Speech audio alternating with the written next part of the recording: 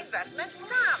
Tinatayang mahigit 1 bilyong piso raw ang natangay mula sa mga biktima ng mag-asawang ipinaaresto na ngayon. Nakatutok si Gino Gaston. 1 milyong piso ang retirement benefit ni Hildy Maculangan. Sa kagustuhang mapalago ang pera, ipinautang ni Hil ang pera sa AgriPoint Enterprises na pagmamayari ng mag-asawang Vincel Pedernal at Ana Fatima Mendoza Pedernal. 8 hanggang 10% interes sa loob lang ng 20 araw ang alok. Kaya mabilis na akit si Hil at iba pang residente sa Padre Garcia, Batangas. Sa mga unang buwan ng 2010, nababalik pa raw ang interest payments. Pero 4 hanggang 5 buwan pagkatapos nito, bigla na itong nahinto. Palibasa, kamag-anak ko yung si Vincel Pedernal, nagtiwala naman ako na akala ko kasi maganda yung offer nila na magiging interest ng aking pera. Kaya napilitan akong ipasok dyan ang aking pinaghirapan. Almost 27 years kong pinaghirapan na yun. Hindi kaagad kami nakapag-apply sapagkat ang damdamin ng mga kasamahan na apektado din, kasamahan po ni Vincel na apektado din, ay mukha namang sa pangako ng Vincel, babayaran naman yung interest at isosoli naman yung kapital.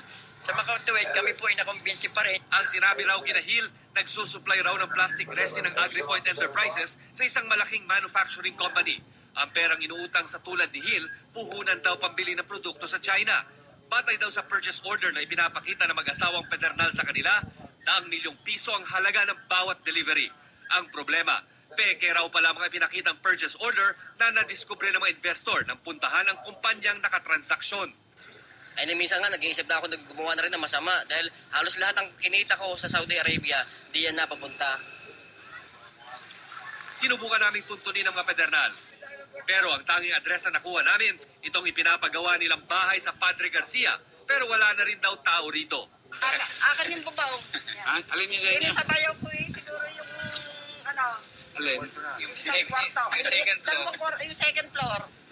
Sa pagtataya ng abogado ng ilan sa mga naging biktima, aabot daw sa mahigit 1 bilyong piso ang halagang nakuha ng mag-asawang Pedernal mula sa lahat ng mga biktima. Nagdadalawang isip sila na ituloy dahil hindi makita nga ang suspect at talagang nawawalan sila ng pag-asa. Sinampahan na ng kasong estafa at syndicated estafa ang mag-asawang Pedernal. May warrant of arrest na rin laban sa kanila.